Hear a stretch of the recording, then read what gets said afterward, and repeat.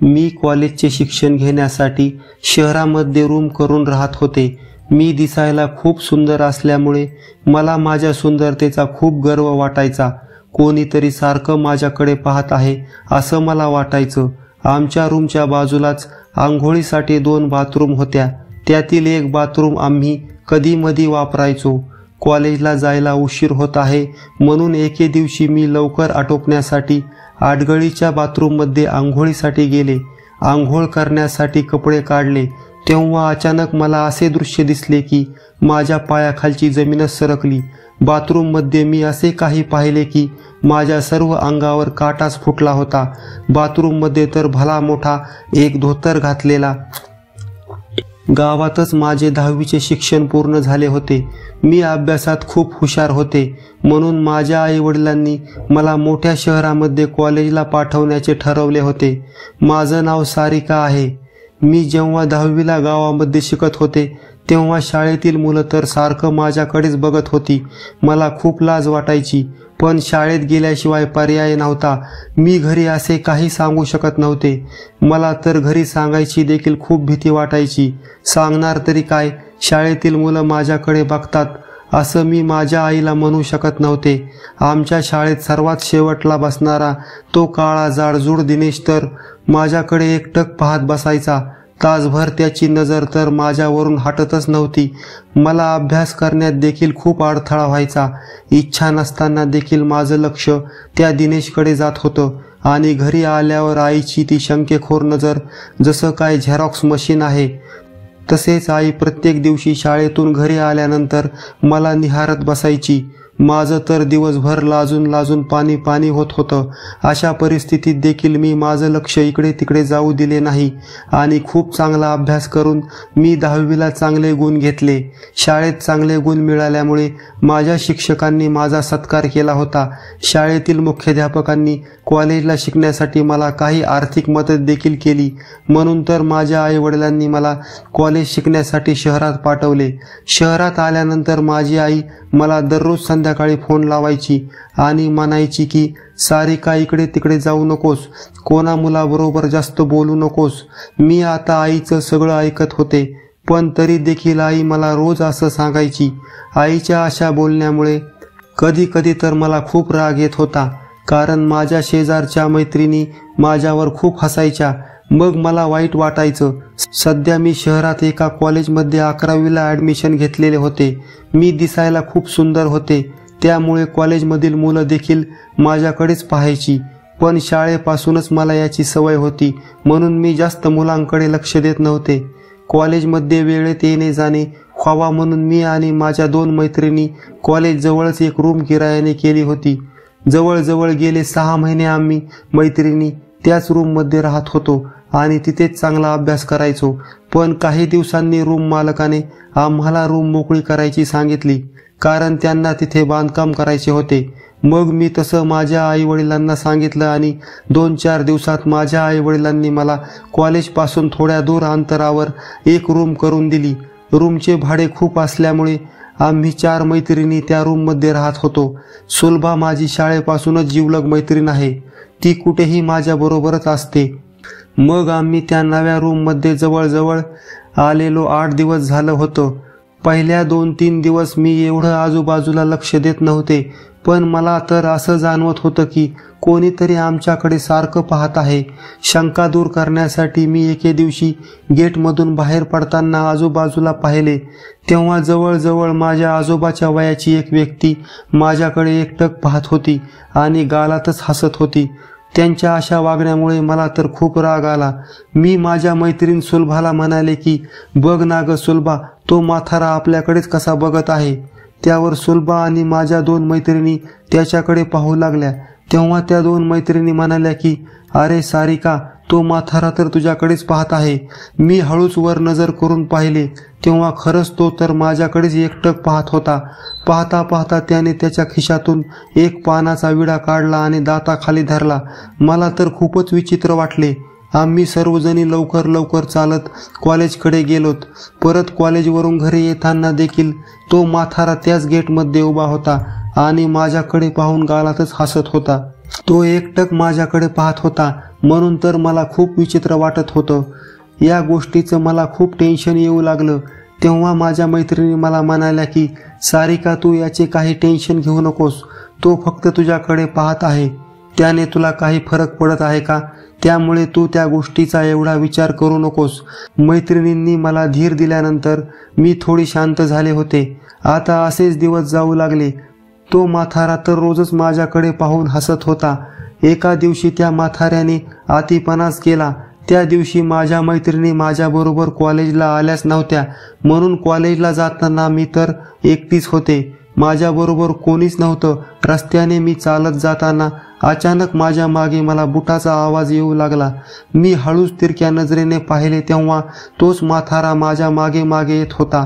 माझ्या मागे येताना त्याने हळूच खिशातला पानाचा विडा तोंडात घातला आणि माझ्याजवळ येऊ लागला आणि रस्त्यावर तशाच पिचकारी मारत तो माझ्या मागे येतच होता. मी खूप जोरात चालत होते. तो पण माझ्या मागे जोरात चालू लागला. या गोष्टीचा मला खूप राग आला. म्हणून मी जागेवर थांबले आणि त्याला माझ्याजवळ येऊ दिले आणि काहीच न बोलता मी त्याच्या 2 कानाखाली मारल्या आणि म्हणाले की तू एवढा म्हातारा झाला आहेस तरी पण तुला लाज वाटत नाही का? मी तर तुझ्या मुलीपेक्षाही लहान आहे, तरी तू माझ्या मागे चालत आहेस. रोज माझ्याकडे पाहून हसत आहेस. खूप दिवस झाले मी तुझ्याकडे पाहत आहे. मी त्याला बोट दाखवून म्हणाले की याद राख, इथून पुढे मला त्रास देऊ नकोस, नाहीतर माझ्या एवढं वाईट कोणीही नाही. जेव्हा मी त्या म्हाताऱ्याला असं बोलत होते तेव्हा त्याचे डोळे पाणावलेले होते, पण मला त्याच्याशी काही घेणं देणं नव्हतं. तो मला परेशानच एवढं करत होता की मला त्याच्याबरोबर असे वागल्याशिवाय पर्याय नव्हता. मी असे केल्यानंतर तो म्हातारा तेथूनच हळूहळू पावलाने परत निघून गेला. मग मी सुटकेचा श्वास घेऊन कॉलेजला निघून आले. पण मला त्या दिवसभर कॉलेजमध्ये कसलंच करमत नव्हतं. मला खूप वाईट वाटत होतं. मला वाटत होतं की मी उगीच त्या म्हाताऱ्यावर हात उचलला. परत माझं दुसरं मन म्हणायचं की मी तरी काय करू, याशिवाय माझ्याकडे काहीच पर्याय नव्हता. त्या दिवसभर मला कॉलेजमध्ये अभ्यासाकडे लक्ष लागलेच नाही. मग गावाकडून रात्री मैत्रिणी रूमवर आल्या होत्या. मैत्रिणी आल्यानंतर मला थोडा धीर आला. आज जे काही घडलं ते सर्व मी माझ्या मैत्रिणींना सांगितलं. त्यावर सुलभा म्हणाली की बरं झालं तू त्या म्हाताऱ्याला चांगला धडा शिकवला, नाहीतर तो तुझ्या असेच मागे लागला असता. 2 मैत्रिणी माझ्यावर हसल्या आणि म्हणाल्या की बरं झालं तू अशी वागलीस, नाहीतर त्याने तुझ्या बरं लगीन केलं असतं. असं बोलून माझ्या सर्व मैत्रिणी माझ्यावर हसू लागल्या. पण माझे मन अशा घटनेमुळे खूप उदास झाले होते. त्यातच माझ्या आईचा फोन आला. मला आईला देखील काही उत्तर देता आले नाही. आईला देखील समजलं की माझ्याबरोबर काहीतरी झाले आहे म्हणून. पण मी हा घडलेला प्रकार माझ्या आईला सांगितला नाही. कॉलेजची परीक्षा जवळ आलेली होती. 11वीची वार्षिक परीक्षेची आमची तयारी परिपूर्ण झालेली होती.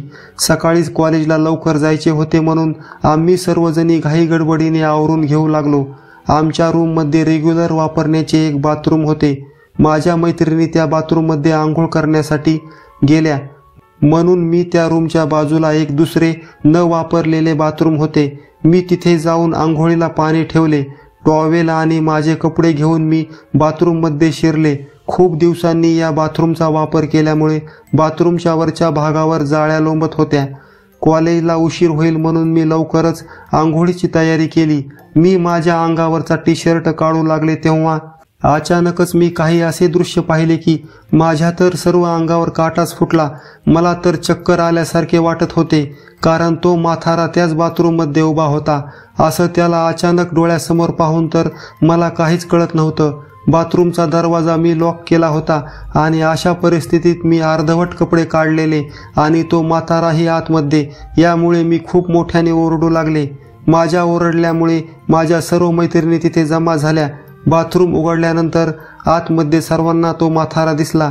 तो काहीतरी बोलत होता, पण आम्ही त्याचं काहीच ऐकलं नाही. त्याला तिथेच हाणमार चालवली. थोड्या वेळातच आजूबाजूची गर्दी जमा झाली आणि त्यांनी त्या म्हाताऱ्याला थेट पोलीस स्टेशनच्या हवाली केले. पोलीस त्याला ओढत गाडीमध्ये टाकत होते तेव्हा तो माझ्याकडे पाहूनच काहीतरी बोलत होता, पण मला त्या गर्दीमुळे त्याचा आवाज आलाच नाही. आता तर मला त्या म्हाताऱ्याची खूपच चीड होऊ लागली होती. मला तर वाटत होतं की हे प्रकरण मी माझ्या आईवडिलांना सांगून टाकावा, रूम देखील बदलावी. पण हे मी माझ्या आईवडिलांना सांगू शकत नव्हते. मी असं काही त्यांना सांगितलं असतं तर त्यांनी माझं शिक्षण बंद केलं असतं आणि माझं लग्न जमवलं असतं. मला शिकण्याची इच्छा होती. मला काहीतरी करून दाखवायचं होतं, म्हणून मी हे प्रकरण असंच दाबून ठेवलं. नंतर 2 दिवसानंतर जेव्हा आम्ही कॉलेजला जात होतो तेव्हा संपूर्ण रस्त्याने लोक आमच्याकडे पाहत होते.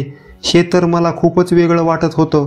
पण मी जेव्हा हळूच वर मान करून पाहिलं तेव्हा सर्व लोक तर माझी दुसरी मैत्रीण रेश्माकडे पाहत होते आणि मोबाईलमध्ये पाहून परत ते रेश्माकडे पाहायचे. मग आम्ही कसेबसे कॉलेजमध्ये गेलोत तेव्हा कॉलेजमधील सर्व मुले मुली रेश्माकडे पाहू लागले आणि हसू लागले. रेश्माला तर खूप विचित्र वाटत होतं. तिला समजत नव्हतं की लोक तिच्याकडे का पाहत आहेत. मग खूप रागात येऊन तिने तिच्या कॉलेजमधील काही मुलांना विचारलं. तेव्हा एका मुलाने हळूच मोबाईल रेश्मा पुढे दाखवला. तेव्हा त्या जुन्या बाथरूममध्ये रेश्मा आंघोळ करतानाचा व्हिडिओ होता. तो व्हिडिओ पाहून रेश्मा तर चक्कर येऊनच खाली पडली. मग तिथे कॉलेजचे प्रिन्सिपल साहेब आले आणि त्यांनी शिपायांना रेश्माला बैठक हॉलमध्ये घेऊन जाण्याचे सांगितले. आम्हीही तिच्या पाठोपाठ गेलो. मग प्राचार्य साहेबांनी रेश्माच्या चेहऱ्यावर थोडे पाणी शिंपडले. तेव्हा रेश्मा जागी झाली आणि रडू लागली. मग तिथे काही महिला प्राध्यापिकाही आल्या. त्यांनी रेश्माला जवळ घेतले. मग प्राचार्य साहेबांनी या भानगडीचा शोध लावण्यासाठी पोलिसांना फोन केला आणि पोलिसांना सांगितले की आमच्या विद्यार्थिनीचा आंघोळ करतानाचा व्हिडिओ करून कोणीतरी व्हायरल केला आहे. पोलिसांनी त्यांना विचारले की ही कोणती जागा आहे, हा व्हिडिओ कोणत्या व कुठल्या बाथरूममध्ये करण्यात येत आहे, पण हे बाथरूम कुठे आहे, तुमच्यातील कोणी सांगू शकता का? तेव्हा माझ्या लक्षात आले की हे बाथरूम तर आमच्या बाजूलाच होते. हे जुने बाथरूम आम्ही अधूनमधून उपयोगात आणत होतो. मी लगेच या जुन्या बाथरूमविषयी पोलिसांना सांगितले. पोलीस म्हणाले की बहुतेक त्या ठिकाणी कोणीतरी छोटा कॅमेरा लपवलेला असावा. अचानक माझ्या डोक्यात ट्यूब चमकली आणि मी म्हणाले, काही दिवसापूर्वीच मी आंघोळ करायला गेले तेव्हा एक म्हातारा त्या बाथरूममध्ये आला होता आणि आम्ही त्याची तक्रार पोलिसांमध्ये देखील केली होती. मग पोलिसांनी त्या म्हाताऱ्याची माहिती मिळवली.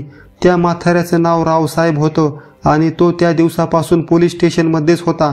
एका तरुण मुलीच्या बाथरूममध्ये गेल्यामुळे त्या म्हाताऱ्याला शिक्षा झाली होती, म्हणून तो गजाआडच होता.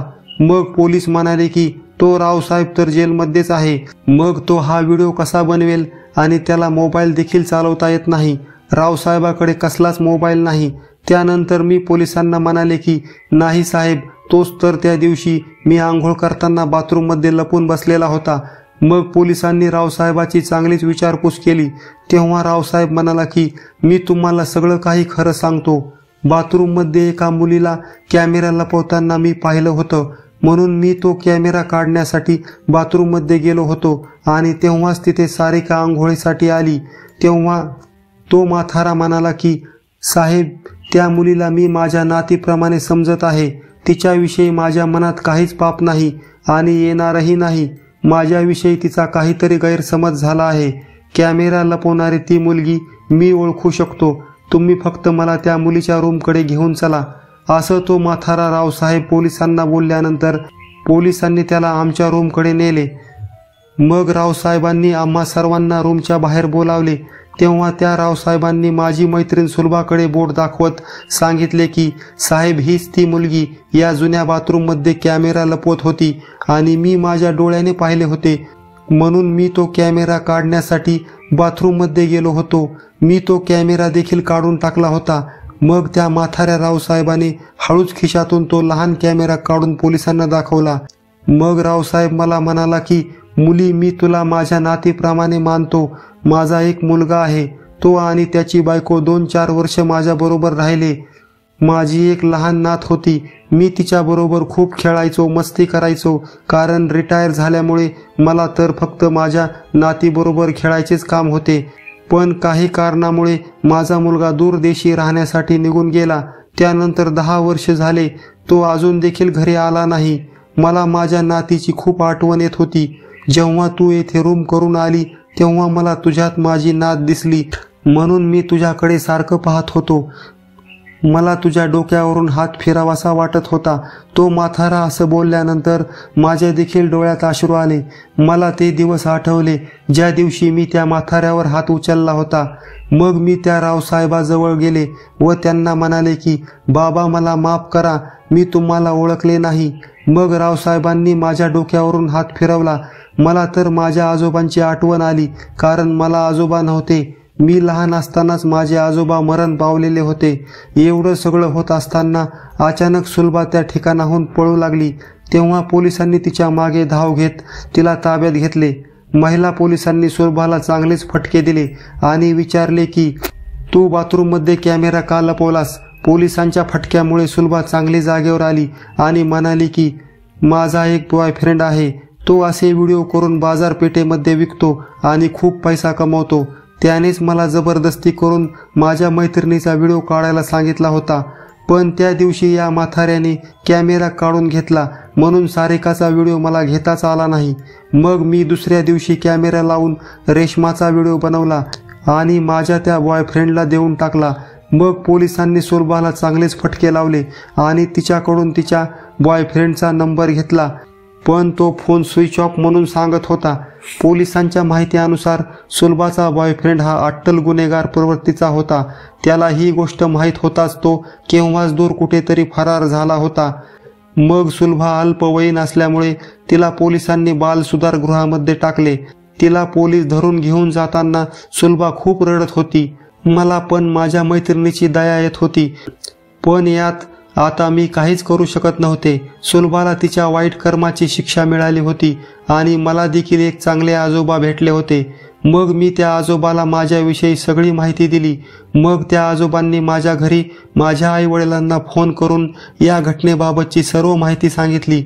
आजोबा म्हणाले की अशा गोष्टी आईवडिलांपासून कधीही लपू नयेत, लवकरच त्यांच्या कानावर घातल्या पाहिजेत. अशा बाबतीत मुलींना आईवडिलांशिवाय कोणताच मोठा आधार नसतो.